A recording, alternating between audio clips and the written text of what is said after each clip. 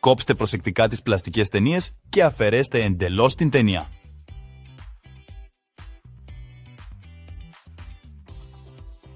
Τώρα είναι δυνατό να ανασηκώσετε αβίαστα το καπάκι του κουτιού και να το αφήσετε στην άκρη.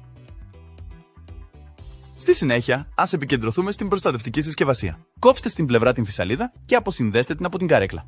Στη συνέχεια, αφαιρέστε τον αφρόδι πολυστυρένιο. Στο κάθισμα της καρέκλας μασάζ θα βρείτε μια ξεχωριστή τσέπη με ένα κουτί που περιέχει το εγχειρίδιο και το καλώδιο τροφοδοσίας. Τώρα, αφαιρέστε την υπόλοιπη πλαστική συσκευασία. Κόψτε 2 γωνίες του κουτιού για να ανεβάσετε την καρέκλα μασάζ χωρίς εμπόδια. Ίσως να είναι προς όφελος να το κάνουμε αυτό με 2 άτομα. Βεβαιωθείτε ότι έχετε βοήθεια αν χρειαστεί. Ολοκληρώθηκε. Συνδέστε το τηλεχειριστήριο με την καρέκλα. Είναι πολύ εύκολο.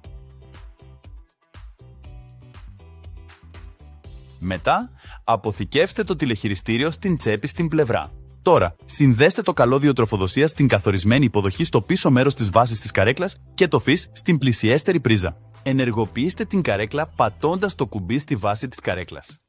Με ένα κλικ στο κουμπί τροφοδοσίας του τηλεχειριστηρίου, ενεργοποιήστε την καρέκλα μασάζ.